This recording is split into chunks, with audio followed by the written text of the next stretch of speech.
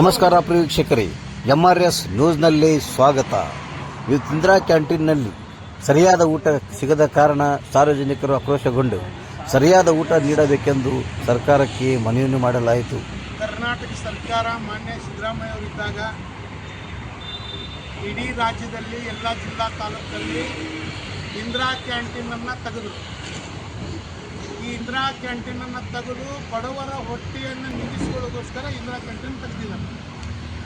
Auto rickshaw ಚಾಲಕರು, ಕೂಲಿ ಕೆಲಸ ಮಾಡೋರು, ಬಾರ್ಬಣ್ಣಿ ಕೆಲಸ ಮಾಡೋರು, ಹಮಾಲರು, ಇವತ್ತು ಅನೇಕ ವಿದ್ಯಾರ್ಥಿನಿಯರು ಮತ್ತು ಕೆಲಸಕ್ಕೆ ಹೋಗಿ ಬರುವಂಥ ಜನ ಮತ್ತು ಅನೇಕ ಬಡತನ ಕುಟುಂಬದಲ್ಲಿರುವಂಥ ಜನ ನಾವಿಲ್ಲಿ ಊಟಕ್ಕೆ ಬರ್ತೇವೆ. ಇಲ್ಲಿ ಊಟಕ್ಕೆ ಬಂದಾಗ ನಮ್ಮ ಪರಿಸ್ಥಿತಿ ಇವತ್ತು ಇಲ್ಲಿ ಏನು ಊಟ ನಾವು ಹೆಂಗೆ ಮಾಡಬೇಕು ಊಟ ಅಂದ್ರೆ, ಇಲ್ಲಿ ನೋಡ್ರಿ ನಮ್ಮ ಸಾಬ್ರು ಹೇಳ್ತಾರೆ ಚಪಾತಿ ಚಲೋ ಇರ್ತೈತಿ, ಊಟ ಚಲೋ ನಾವು ಊಟಕ್ಕೆ ಬಂದೇವಿ. ಊಟಕ್ಕೆ ಬಂದ್ರೆ ತಿನ್ನೋದು ಹೆಂಗೆ, ನಾವು ಉಣೋದು ಹೆಂಗೆ. ಇವತ್ತು ಪರಿಸ್ಥಿತಿ ಏನಾಗೈತೆ ಅಂದ್ರೆ, ನೈಟ್ ಹೊತ್ತಿನಲ್ಲಿ ಇಲ್ಲಿ ಕರೆಂಟ್ ಇಲ್ಲ. ಬೆಳಗ್ಗೆ ಎದ್ದು ಕೂಡಲೇ ಇಡ್ಲಿ ತಿನ್ನಕ್ಕೆ ಬಂದ್ರೆ ಕಡಿಮೆ ರೇಟ್ ಐತಪ್ಪ ಅಂತೇಳಿ 5 ರೂಪಾಯಿಗೆ 3 ಇಡ್ಲಿ ಬಂದೈತೆ ತಿನ್ನಕ್ಕೆ ಬಂದಿದ್ರೆ ಇಡ್ಲಿ ತಿನ್ನಕ್ಕಾಗೋದಿಲ್ಲ, ಚಟ್ನಿ ತಿನ್ನಕ್ಕಾಗೋದಿಲ್ಲ. ಇಂಥ ಕೆಟ್ಟ ಪರಿಸ್ಥಿತಿ ಯಾಕೆ ಸರ್ಕಾರದವ್ರು ನಿಮಗೆ ಎಲ್ಲ ಸವಲತ್ತುಗಳು ನಿಮ್ಮ ಕ್ಯಾಂಟೀನ್ಗೆ ಕೊಟ್ಟಾರ, ಯಾಕೆ ನೀವು ಬಡವ್ರ ಜನರಿಗೆ ಸರಿಯಾದ ರೀತಿಯಲ್ಲಿ ಅನ್ನನ ದೊರಕಿಸಾಕತ್ತಿಲ್ಲ?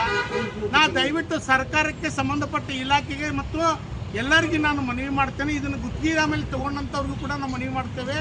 ಯಾಕಂದ್ರೆ ಬಡತನ ಕುಟುಂಬದಲ್ಲಿ ಮೊದಲೇ ಬೆಲೆ ಏರಿಕೆಯಿಂದ ಜನ ತತ್ತರಿಸ್ತಾ ಇದ್ದೀವಿ, ಎಲ್ಲರೂ ಸಾರ್ವಜನಿಕ ಊಟಕ್ಕೆ ಬರ್ತಾ ಇದ್ದೀವಿ. ಈ ಪರಿಸ್ಥಿತಿಯಲ್ಲಿ ಪ್ರತಿಯೊಂದು ಕ್ಯಾಂಟೀನ್ದಲ್ಲಿ ಹಿಂಗಾದ್ರೆ ನಾವು ಉಣೋದು ಹೆಂಗೆ?